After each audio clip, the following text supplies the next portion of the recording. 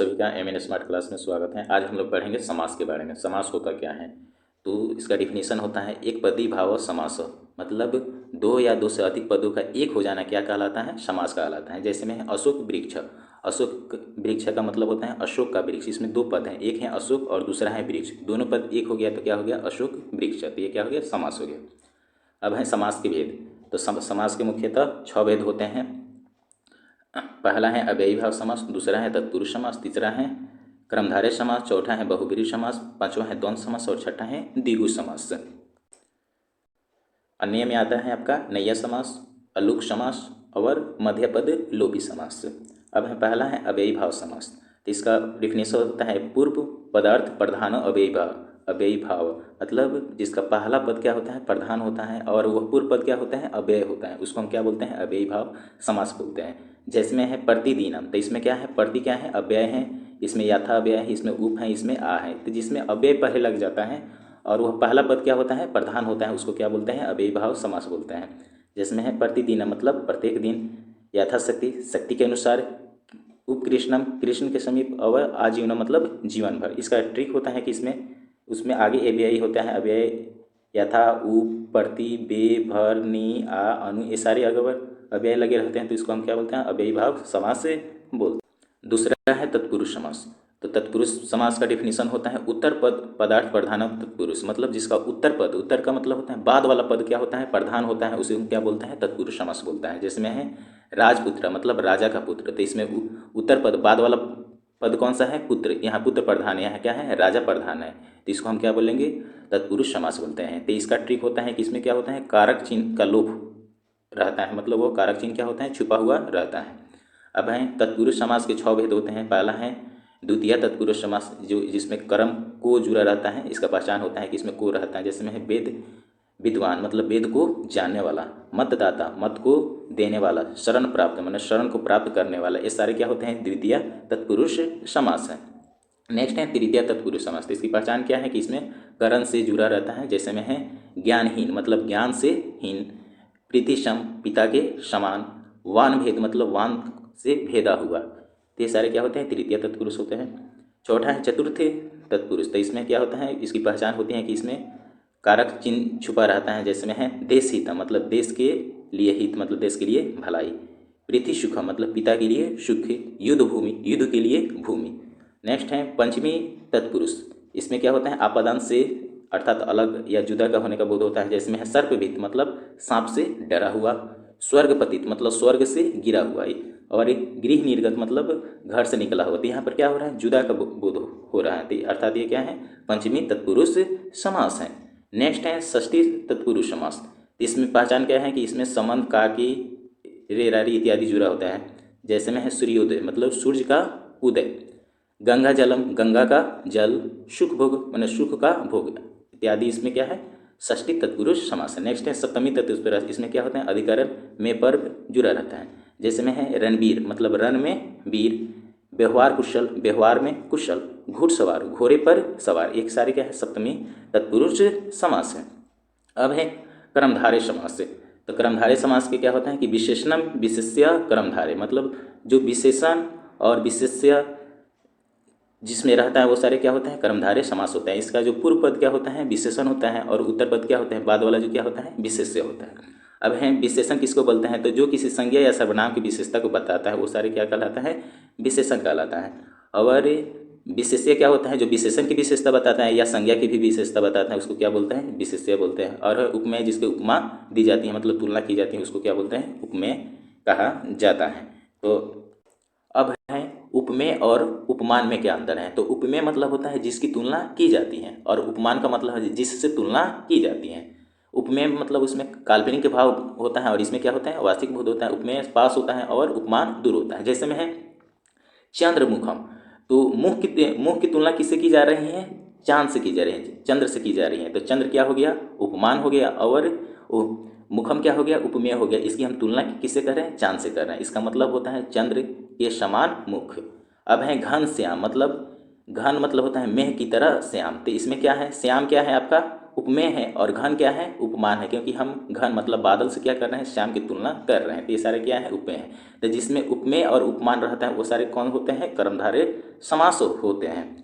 Next है, अब जो विशेषता बताता है वह भी क्या होता है कि विशेषण और विशेषता जिसमें बताता है वह भी क्या होता है, कर्मधारय समास होता है। जैसे में कृष्ण सर्प, कृष्ण सर्प का मतलब होता है काला सांप, मतलब सांप की विशेषता कौन बता रहा है कि यह क्या है, काला है। महापुरुष मतलब पुरुष की विशेषता कौन बता रहा है, महान बता रहा है। महाजन, तो जन की विशेषता कौन बता रहा है, महान शब्द बता रहा है। श्वेतांबर मतलब अंबर की विशेषता कौन बता रहा है, श्वेत। अब है इसको, अब विशेषण और विशेष को कैसे पहचानेंगे। जैसे में है गीता सुंदर है, तो इसमें सुंदर क्या है, विशेषण है, और गीता क्या है, विशेष है, क्योंकि गीता की विशेषता कौन बता रहा है, सुंदर बता रहा है। उसी तरह काला घोड़ा, तो घोड़ा क्या है आपका विशेष्य है, और काला क्या है आपका विशेषण है। आप लोग पढ़ेंगे कि विशेषण किसे कहते हैं, जो किसी संज्ञा सर्वनाम की विशेषता को बताता है वो क्या कहलाता है, विशेषण कहलाता है। जैसे में यह कलम है, तो कलम क्या है, कलम की विशेषता हो सकती है कि यह लाल है, काला है, उजला है, छोटा है, बड़ा है, ये सारी उसकी क्या हो सकती है, विशेषता होती है। उसी तरह है लंबा पुरुष, मतलब इसमें पुरुष की विशेषता कौन बता रहा है, लंबा, तो लंबा क्या हो गया, विशेषण, और आदमी क्या हो गया, विशेष्य। अब नेक्स्ट है बहुब्रीहि समास। तो बहुब्रीहि समास का डिफिनीशन होता है कि अन्य अन्य पद पदार्थ प्रधानो बहुब्रीहि, मतलब जिसका ना पहला पद ना दूसरा पद, ना पहला पद प्रधान होता है ना ही दूसरा पद प्रधान होता है, वो क्या होता है, अन्य पद क्या होता है, प्रधान होता है। जैसे में है लंबोदर, इसका मतलब है लंबा है जिसका उदर, तो इसमें ना लंब शब्द का प्रधान है ना ही उदर शब्द क्या है, प्रधान है। इसमें तीसरा पद क्या है, इसमें जिसकी बारे में जिक्र किया जा रहा है वो कौन है, गणेश। दशा है दशानन, मतलब 10 है जिसका आनंद, जिसका मतलब मुख 10 हो उसको क्या बोला गया है, रावण बोले हैं। तीसरे व्यक्ति की बात है। पीताम्बर, पीत है जिसका अंबर, किसको कहा गया है, विष्णु को कहा गया है। महासे, जिसकी विचार क्या हो, महान है, उसको क्या बोला गया है, महासे। मतलब यहाँ पहले या दूसरे पद को छोड़कर तीसरे की जिक्र किया जा रहा है, उसको हम क्या बोलते हैं, बहुब्रीहि समास बोलते हैं। इसका पहचानने का ट्रिक क्या होता है कि पहला और दूसरा को छोड़कर किसकी विशेषता बताई जाती है, तीसरा, या किसी खास के लिए होती है। अब यहाँ पर दिक्कत ये होता है कि कर्मधारय समास और बहुब्रीहि समास भी क्या होते हैं, दोनों एक जैसे होते हैं। तो इसकी हम पहचान कैसे करेंगे। तो देखिए, कर्मधारय समास क्या होते हैं, पद के रूप में होते हैं, जबकि बहुब्रीहि समास क्या होता है, वाक्य के रूप में होता है। और कर्मधारय समास में या तो दोनों पद विशेषण विशेष होगा, नहीं तो उपमान और उपमेय होगा। जबकि बहुब्रीहि समास में क्या होता है, दोनों पद जो होता है वह तीसरे पद की ओर क्या करते हैं, संकेत करते हैं। जैसे में है पीताम्बर, तो पीताम्बर का अर्थ हो गया पीला कपड़ा, तो यहाँ पर कपड़ा की विशेषता कौन बता रहा है, पीला बता रहा है, तो ये सिर्फ क्या है, यह आपका कर्मधारय ही है। लेकिन यहाँ है पीताम्बर, तो इसका अर्थ है पीला है जिसका कपड़ा, तो किसका कपड़ा है, विष्णु कहते हैं। यहाँ क्या हो गया, बहुब्रीहि समास है। नीलकंठ, नीलकंठ किसको बोला गया है, भगवान शिव को बोला गया, क्योंकि जब समुद्र मंथन हो गया था तो उसने भगवान शिव ने ही विष को पिया था, जिसके कारण उनको नीलकंठ कहा गया है।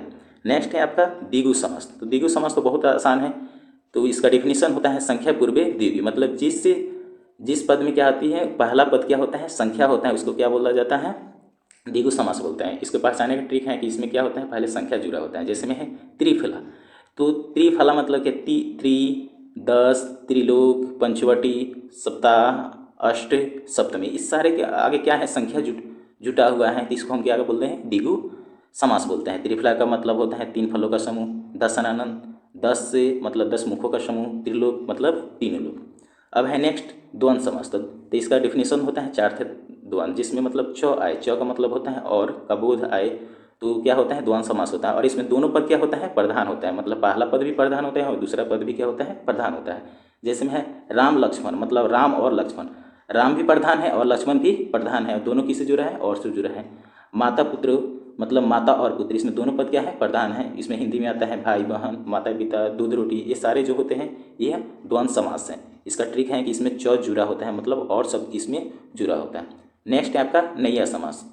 तो नैया समास का मतलब क्या होता है कि जिससे निगेटिव का बोध होता है। जैसे में है अनिच्छा, मतलब इच्छा नहीं, असुंदर मतलब सुंदर नहीं, अप्रिय मतलब प्रिय नहीं, इत्यादि सारे का बोध होता है। ये सारे क्या होते हैं, नैया समास। तो पहचान में आ गया कि सभी समास का पहला है आपका अव्ययी भाव समास। था अव्ययी भाव समास का पहचान क्या होता है कि इसमें अव्यय जुड़ा रहता है, तो जिसमें अव्यय जुड़ा होता है वो सारे क्या होते हैं, अव्ययी भाव समास होते हैं। दूसरा होता है तत्पुरुष समास। तो तत्पुरुष समास का पहचान क्या होता है कि इसमें जो आपका कारक चिन्ह जुड़ा होता है, जिसमें कर्ता ने कर्म को करण से, सप्रदान काको के लिए अपदान से, संबोधन, ये सारे जो होते हैं कारक इससे जुड़े रहते हैं, तो वो क्या होते हैं, आपका तत्पुरुष समास होते हैं। और तीसरा है कर्मधारय समास। तो कर्मधारय समास की पहचान क्या होता है कि इसमें या तो विशेषण और विशेष रहेगा, विशेषण और विशेष रहेगा, नहीं तो उपमा और उपमान रहेगा। ये सारी इसकी क्या होती हैं, पहचान होती हैं। अब है नेक्स्ट है बहुव्रीहि समास। तो बहुव्रीहि समास की पहचान क्या होती है कि यह जो होता है, यह ना पहला पद प्रधान होता है ना ही दूसरा पद प्रधान, यह तीसरे पद की तीसरे पद की इसमें व्याख्या की जाती है, मतलब किसी खास आदमी के लिए प्रयोग किया जाता है। जैसे में है लंबोदर। लंबोदर किसके लिए यूज किया गया है, तो गणेश के लिए। पीताम्बर किसके लिए यूज किया गया है, तो विष्णु के लिए। तो ये सारे क्या होते हैं, बहुव्रीहि समास होते हैं। द्विगु समास का पहचान क्या है कि इसमें क्या होता है, संख्या जुड़ा रहता है। जिसमें संख्या जुड़ा रहता है वो सारे क्या होते हैं, द्विगु समास होते हैं। द्वंद्व समास में क्या होता है, इसमें और शब्द जुड़ा रहता है, जिसमें राम और सीता, माता और पिता, ये सारे क्या होते हैं, द्वंद्व समास होते हैं। और अंत में जो होता है नैया समास होता है। नैया समास का पहचान क्या होता है कि इसमें निगेटिव शब्द जुड़ा रहता है। ये सारे क्या होते हैं, नैया समास होते हैं। अतः आप लोग को पूरा समझ में आ गया होगा। Thank you.